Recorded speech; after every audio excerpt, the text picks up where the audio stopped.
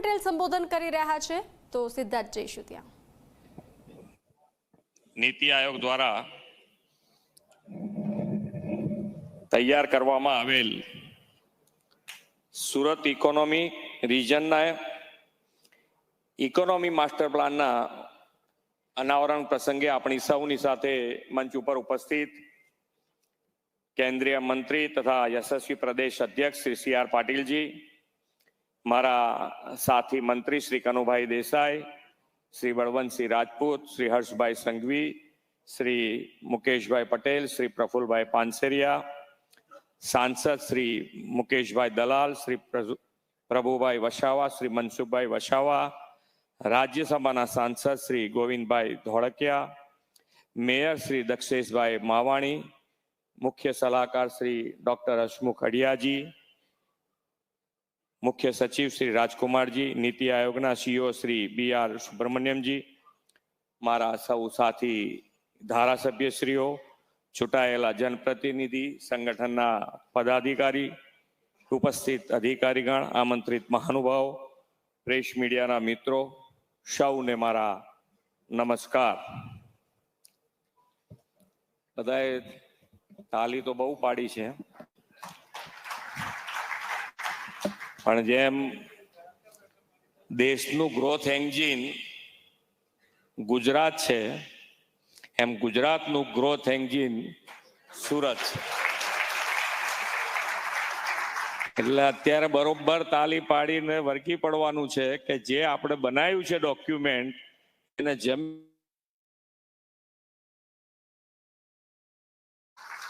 એટલે હવે જેટલી તાલી પાડ્યું એટલી પાડી લો કચાઈને કે આપણે કામ કરવાનું છે સાથે.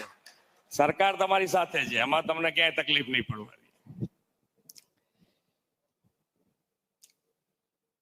વિશ્વ નેતા અને યશસ્વી વડાપ્રધાન શ્રી નરેન્દ્રભાઈ મોદીને સતત ત્રીજી વાર દેશનું શાસન દાયિત્વ સોંપીને લોકોએ વિકસિત ભારતનો સંકલ્પ સાકાર કરવાની દિશાને વધુ ગતિ આપી છે. શ્રી નરેન્દ્રભાઈના સફળ શાસનકાળમાં ભારત વિશ્વની 5મી મોટી આર્થિક તાકાત બન્યું છે. હવે ત્રીજી ટર્મમાં તેમણે ભારતને ત્રીજી આર્થિક તાકાત બનાવવાનો સંકલ્પ કર્યો છે.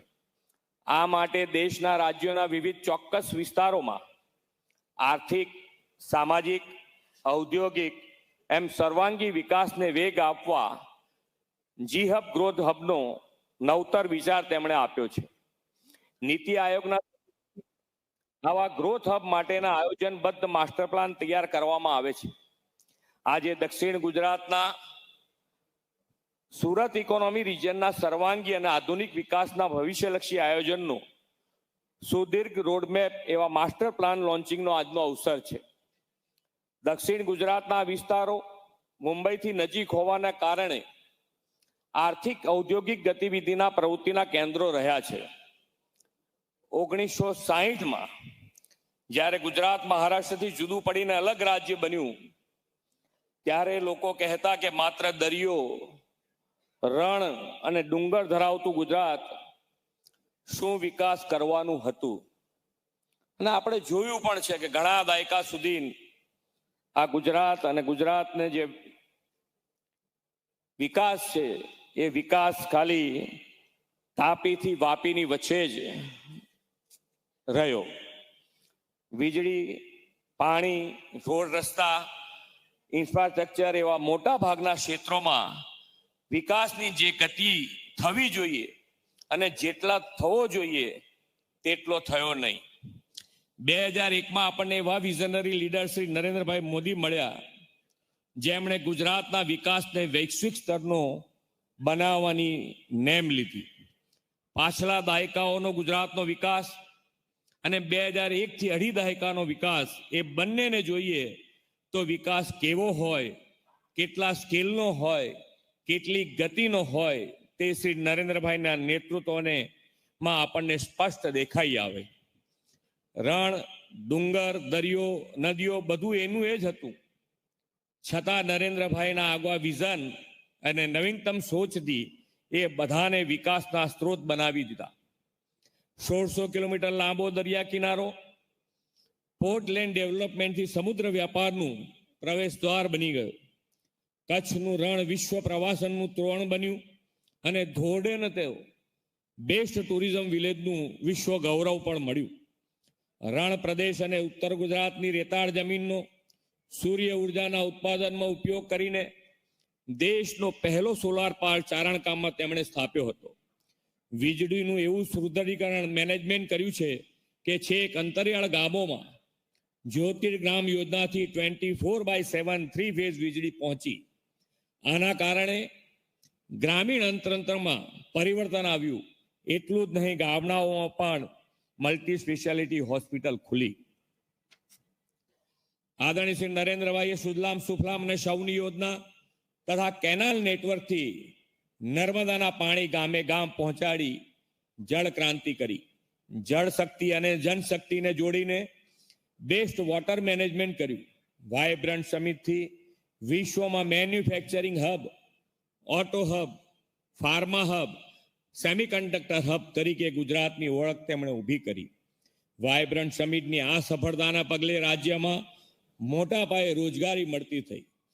પોલિસી ડ્રીવન અને સેક્ટર સ્પેસિફિક પોલિસીસ ધરાવતા સ્ટેટ તરીકે ગુજરાત દેશ વિદેશના ઉદ્યોગકારો માટે બેસ્ટ ચોઇસ ઓફ ઇન્વેસ્ટમેન્ટ બન્યું. શ્રેષ્ઠ લોજિસ્ટિક, ઇન્ફ્રાસ્ટ્રક્ચર ફેસિલિટીઝ અને ઇઝ ઓફ ડુઈંગ બિઝનેસની વડાપ્રધાનશ્રીએ આપેલી પરંપરાથી ગુજરાત દેશના વિકાસનું રોલ મોડેલ બની ગયું છે. આપણે તેમના જ પદચિહ્ન અને માર્ગદર્શન પર ચાલતા વિકાસની આ યાત્રાને વધુ બુલંદ બનાવી છે. એ માટે આવનાર 25 વર્ષના વિકાસને કેન્દ્રમાં રાખીને વિકાસ નકશો તૈયાર કરીને આયોજનબદ્ધ રીતે આગળ વધી રહ્યા છે. આવા આયોજનબદ્ધ વિકાસ માટે નીતિ આયોગ ઇનિશિયેટિવ્સ લઈને દક્ષિણ ગુજરાતના 6 જિલ્લાઓના સર્વાંગી આર્થિક વિકાસ માટે સુરત ઇકોનોમિક રિજિયનનો માસ્ટર પ્લાન તૈયાર કર્યો છે. સુરત ગુજરાતના આર્થિક ગતિવિધિના કેન્દ્ર તરીકે અગ્રણી શહેર છે. વડાપ્રધાનશ્રીએ જેને લઘુ ભારત કહે છે તે સુરત અને તેની આસપાસના વિસ્તારોના હોલિસ્ટિક ડેવલપમેન્ટ વિઝન સાથે નીતિ આયોગે એક આગવી પહેલ કરી છે. વિકાસ એકાંગી નહીં સર્વાંગી હોય તેવી આદરણીય વડાપ્રધાનશ્રીની સંકલ્પના સુરત ઇકોનોમી રિજિયનમાં સુરત, ભરૂચ, વલસાડ, ડાંગ, નવસારી અને તાપીના વિકાસ માસ્ટર પ્લાનથી સાકાર થવાની છે. રાજ્યના જીડીપીમાં મેન્યુફેક્ચરિંગ સેક્ટરમાં 36% ફાળો સામે સુરત જીડીપીમાં મેન્યુફેક્ચરિંગ સેક્ટરનો ફાળો બહુ મોટો એટલે કે 55% જેટલો છે. તેના પાયામાં textiles, James jewellery, diamond, chemical and dyes જેવા પરંપરાગત ઉદ્યોગ રહેલા છે. વિકાસ માસ્ટર પ્લાનમાં આપણે આ ક્ષેત્રો ઉપરાંત અપકમિંગ સેક્ટર્સ એવા sustainable agriculture, real estate, tourism, IT, logistic વગેરે સેક્ટરના વિકાસની સંભાવનાઓ પણ ઉજાગર કરી છે. આ બધા સાથે ભારત બજારનો કોન્સેપ્ટ પણ માસ્ટર પ્લાનમાં છે. તેના પરિણામે વર્લ્ડ ક્લાસ માર્કેટ ફેસિલિટી લોકોને મળતી થશે. વર્લ્ડ ક્લાસ અને સમય અનુરૂપ એજ્યુકેશન માટે એજ્યુસિટી પણ વિકસાવવાનું માસ્ટર પ્લાનમાં આયોજન છે. વડાપ્રધાનશ્રીએ 2047 સુધીમાં વિકસિત ભારતનું આહવાન કર્યું છે. તેને આપણે વિકસિત ગુજરાતના નિર્માણથી ઝીલી લેવું છે. આ માટેનો રોડમેપ વિકસિત ગુજરાત 2047 નીતિ આયોગના સહયોગથી તૈયાર કરનારું ગુજરાત દેશનું પહેલું રાજ્ય છે. આ ઉપરાંત રાજ્યના વિકાસના વિઝનને વધુ તેજ ગતિએ સાકાર કરવા નીતિ આયોગની પેટર્ન ઉપર ગુજરાત રાજ્ય ઇન્સ્ટિટ્યુશન ફોર ટ્રાન્સફોર્મેશન પણ કાર્યરત કરી છે. આપણે ગુજરાતને 2047 સુધીમાં $3.5 ટ્રિલિયન ઇકોનોમી બનાવી છે.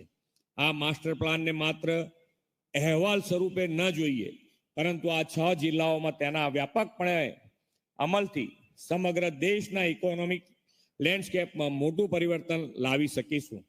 આપણે ઉત્તર ગુજરાત, સૌરાષ્ટ્ર, મધ્ય ગુજરાત, અન્ય વિસ્તારો માટે પણ આવા જ ભવિષ્યલક્ષી માસ્ટર પ્લાન દ્વારા વડાપ્રધાનશ્રીની સંકલ્પના મુજબના વિકસિત ભારત 2047 માટે વિકસિત ગુજરાત બનાવીશું. આ માટે